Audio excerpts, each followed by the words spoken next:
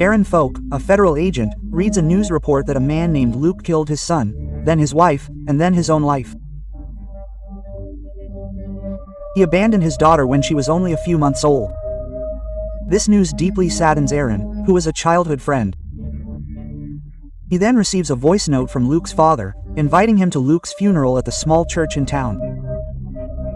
The next day, Aaron arrives, where everyone in town is present. In Luke's memory, photos from Luke's past, featuring Luke's family, are shown.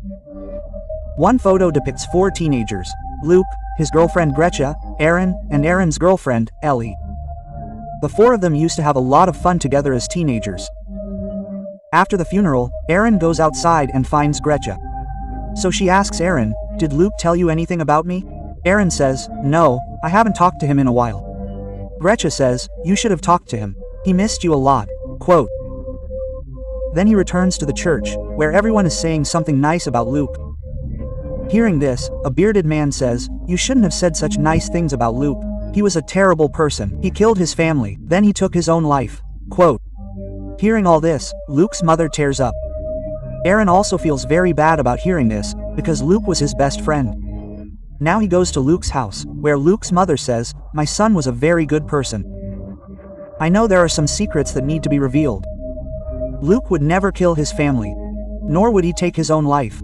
You're a federal agent." Quote. "I want you to investigate this case and find the truth. Luke's farm hasn't been doing well for a long time. Maybe he took a loan from someone, and when he couldn't repay, he and his family were killed in a way that would make everyone think Luke did it." But Aaron isn't convinced. He's leaving when Luke's father comes up behind him and says, "He was your childhood friend. You can solve this case very well." Quote. But he says that's the investigator's job. His father explains to him that the investigator will look at this case the same way they look at any other case. But you can look at this case from a different perspective. 20 years ago, your girlfriend, Ellie, died in the water. No one ever knew the cause of her death. When you and Luke were questioned, you both said they were hunting together. But I saw my son, Luke. He escaped from the other side. If Luke killed Ellie 20 years ago, then I'll believe Luke killed his entire family." He doesn't respond to this, simply saying, "I'll investigate this case," and leaves. The story then goes into a flashback. Aaron sees Luke, Luke's girlfriend, Gretchen, and Ellie, all 3 of them, bathing in the lake. Luke jokingly repeatedly puts Ellie underwater. His girlfriend, Gretchen, tells him not to. Aaron, watching from a distance, takes Luke away, leaving Gretchen and Ellie in the lake. The story returns to the present. Aaron goes to a hotel to book a room. He has decided to stay in the town for a few days. Ellie's father and the man who spoke ill of Luke during the funeral are there.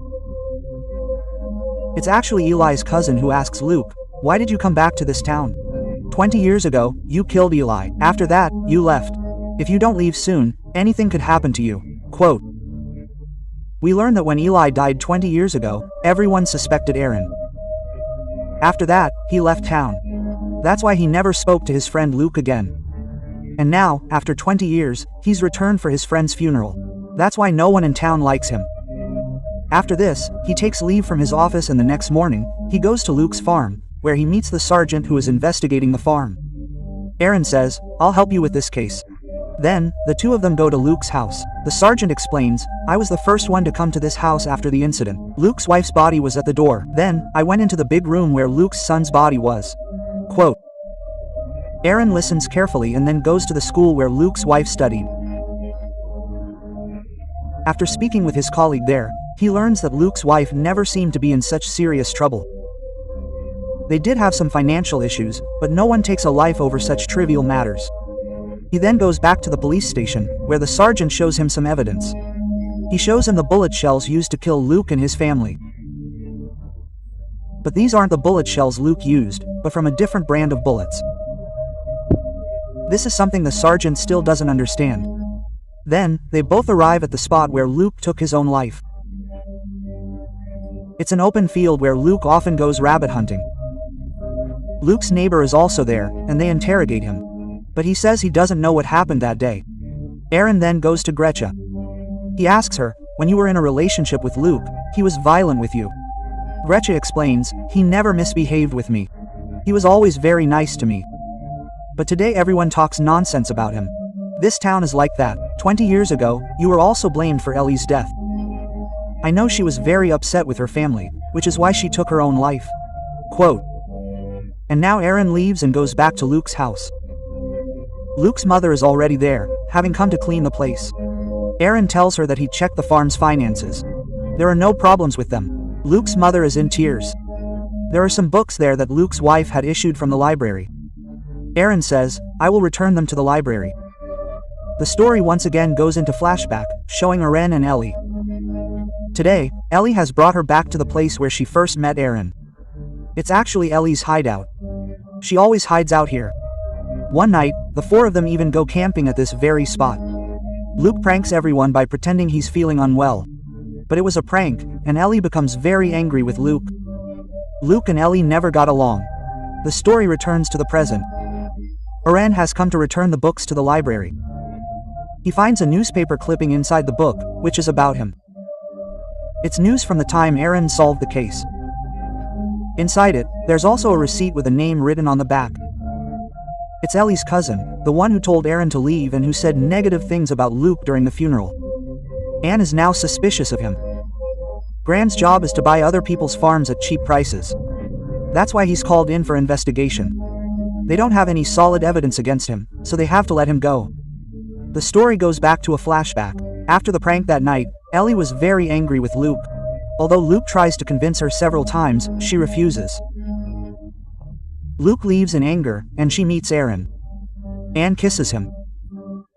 She also gives him a letter that says, "Meet me by the river today." By the time he reaches the river, Ellie is already dead. Just then, Luke arrives and tells Aaron that everyone has seen his name in the letter. Everyone's suspicion is on him. So we have to tell everyone that when Ellie died, we were both out hunting in the nearby forest, and that's what they do. But after receiving the letter, everyone in town believes that Aaron killed Ellie. As a result, the townspeople repeatedly dump dead animals outside Aaron's house. This deeply upset Aaron's father, who took Aaron and left the town forever, and this was the reason Aaron left the town. The story returns to the present.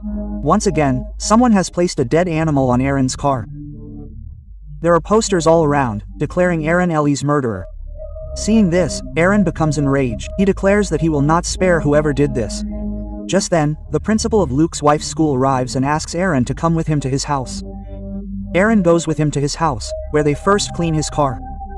He then meets the principal's wife, who is deeply depressed by the events that have unfolded since arriving in town. Aaron then goes to Gretchen's, where they look at photos from their past.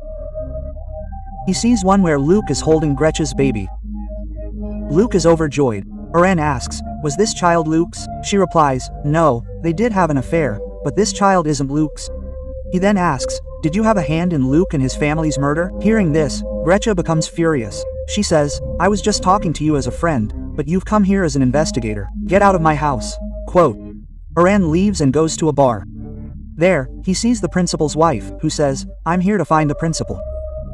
Just then, the principal arrives, takes his wife, and leaves. Aaron then asks the bartender, "Does the principal come here often?" The partner says yes. Now the sergeant arrives, who tells Aaron that the principal is not only addicted to alcohol but also to gambling. Learning all this, Aaron begins to suspect the principal. He goes to Gretchen's house again, as she works at the same school where Luke's wife was a teacher. The last time he visited, Gretchen showed him some school finance papers that Aaron hadn't noticed. But now he examines them closely. One of the papers bears an ad mark made by Luke's wife. When he reads this paper, he discovers a $0,000 fraud in the school's finances. Aaron now understands everything. He realizes that Luke's wife knew about the scam, and he tells Luke about it. Luke must have told his wife that his friend Aaron was a federal agent. He could help. And that's why inside his wife's book was a newspaper clipping in which Aaron had solved the case.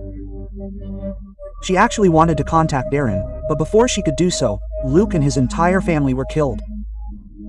And now Aaron is completely convinced that the principal is behind all this. He goes to the principal's house with the sergeant, and he's not at home. They discover that the principal has fled into the woods. They also go in that direction, where they find the principal behind a tree. The principal says it's true. I embezzled $0,000. I couldn't pay that much back. I lost it all in gambling. Luke's wife had found out about this. My secret was about to be revealed. That's why I killed Luke's entire family. If I hadn't done this, and I had been arrested, my wife and my family would have been completely shattered. My wife is very depressed. I didn't want to lose my family. That's why I had to do everything. I put the entire blame on Luke, even though he was innocent. I'm a terrible person, and now he's trying to end his life. Aaron and the sergeant rush to his rescue because they want the law to punish him. But both of them are injured. We then see Aaron in the hospital, where he reveals the whole truth. Everyone now knows that Luke was innocent. Luke's parents also come to visit him and thank him. And now Aaron's work is done. He wants to leave. Gretchen comes to meet him. Aaron apologizes to Gretchen for suspecting her. Gretchen says, "You're my childhood friend and you will always be my friend. I loved Luke very much. Quote, I even wanted to marry him, but he chose someone else over me." After this, she leaves, and now Aaron also wants to leave the town forever. But before leaving, he goes to the same place where Eli's hideout was located, the place where they first met on the DD. They often met at that place, and now he goes there to place flowers in Eli's memory. Then, among the stones, he finds Eli's bag, which had been there for the past 20 years. He opens the bag and finds Eli's diary. After reading the diary, he learns that Eli's father used to physically abuse her, just as he had done to Eli's mother. Eli wanted to leave home forever, but her father had threatened to kill her if she tried. Eli had written everything in her diary. Here, the story once again goes into flashback, where Eli came to meet Aaron before leaving the town forever. But her father discovered she was about to flee. Terrified, Ellie hid her bag among the rocks. But now her father had arrived and killed his daughter. Aaron, now aware of the truth, vows to stay in town until he has brought Ellie's killer, her father, to justice. He possesses Ellie's diary, a crucial piece of evidence, and Aaron sets off to town determined to secure justice for Ellie and to expunge the unproven guilt of Ellie's murder. So, that was the film's story. We hope you enjoyed it.